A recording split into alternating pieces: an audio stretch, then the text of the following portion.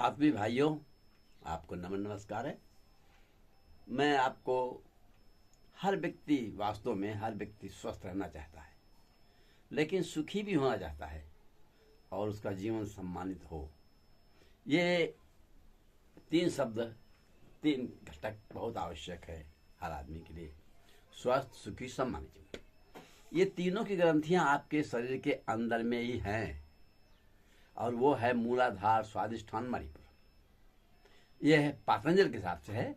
बाकी ये शुक्र का स्थान है मूलाधार, बृहस्पति का स्थान है आपका स्वादिष्ठान, और मणिपुर जो है ये रवि, सूर्य का स्थान है। ये तीनों ग्रंथियां बहुत महत्वपूर्ण है, जिसमें सूर्य वाली चक्र तो बहुत आवश्यक है, क्योंकि बीमार हमें नहीं होना है।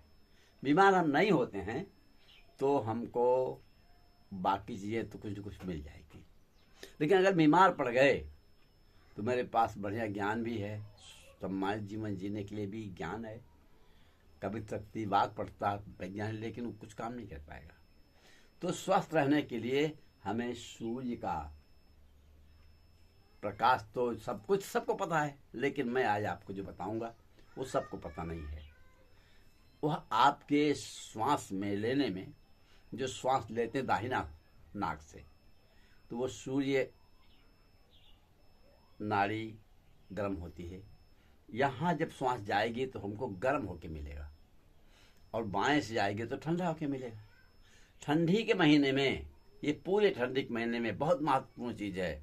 आप बैठ के 10 मिनट, अगर आप हल्दी का कपड़ा हो, रुमाल हो, हल्दी की तौलिया हो, फूल है, कुछ मिल जाए, या घर में कपूर जला दिए, कुछ ऐसा वातावरण बना दिए कि वायरस ना हो, और दाहिने श्वास से खींचिए, जिसको हम कहते हैं सूर्य भेदी प्राणायाम। सूर्य भेदी प्राणायाम दाहिने श्वास से खींचिए, धीरे से बाएं श्वास से निकालिए रोक के, फिर दाहिने से खींचिए, फिर बाएं से निकालिए, फिर दाहिने से खींचिए। 10 मिनट से लेके 15 मिनट का समय है। एक घड़ी, आधी घड़ी, आधी में पुण्याधि, 15 मिनट। तुलसी साधना साधु की हरहि कोटि अपराध। अगर आप ये इस ठंडी में डेली 10 मिनट का, कम से कम 10 मिनट बस आप प्राणायाम कीजिए। दाहिने श्वास से खींचिए और बाएं से निकालिए, दाहिने से खींचिए, बाएं से निकालिए। देखिए आपके शरीर के अंदर में बहुत से लोगों को ठंडी में हृदय गति रुक जाती है। और ये अगर कहीं से भी आओ, ठंडी लग रही है, शुरू कर दिया, ठंड तो लगेगी मान लो, लेकिन हृदय गति कभी रुकेगी नहीं, हृदय को नुकसान नहीं होगा। आप दाहिनी श्वास से खींचे। यहाँ एक ग्रंथि ऐसी है जो उसको गर्म कर देता है, और हवा को गर्म करके ही भेजेगा, वो उसके तापमान में ही भेजेगा वो। अगर 1-1 सेकंड, 2-2 सेकंड रोक रोक के चलाइए। 1 सेकंड रोकिए, फिर धीरे से रोक के धीरे धीरे निकालिए। इसको सूर्य भेदी प्राणायाम कहते हैं।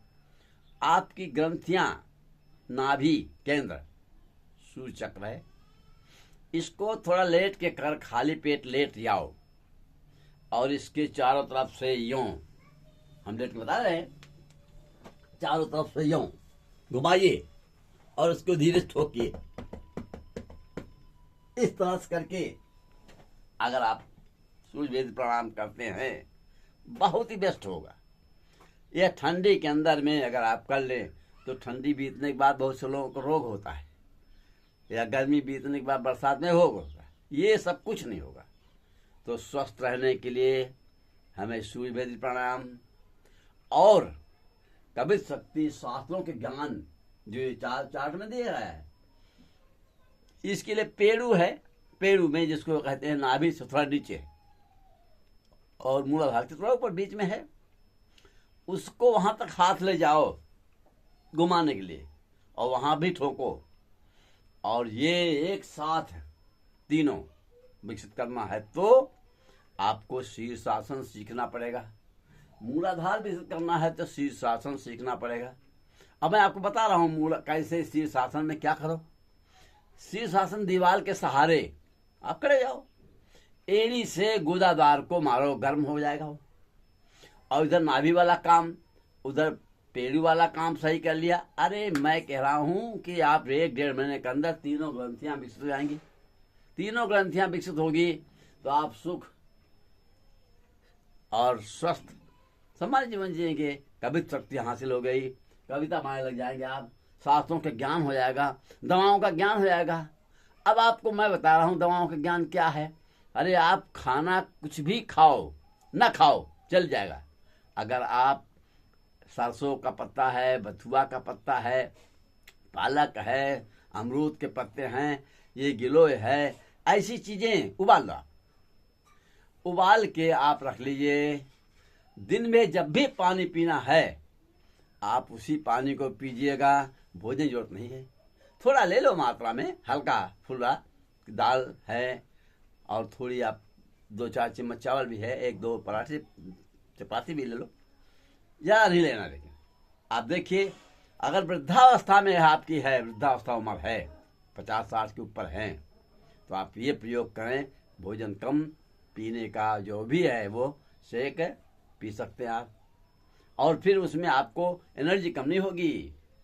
जब ये उबला हुआ, जैसे अमरूद की पत्ती मिला दिया तो डाइजेशन किसी का लेटरिन साफ नहीं हो रहा है पेट, तो वो काम करने लगेगा। बाकी चेंज करते हुए या सभी जो भी मिल जाए सब मिला के एक साथ उबालिए और उसी पानी को रख दीजिए आप थर्मस में या कहीं भी, वो खराब नहीं होगा। दिन भर गुनगुना करके पी लीजिए आप उसको। धन्यवाद।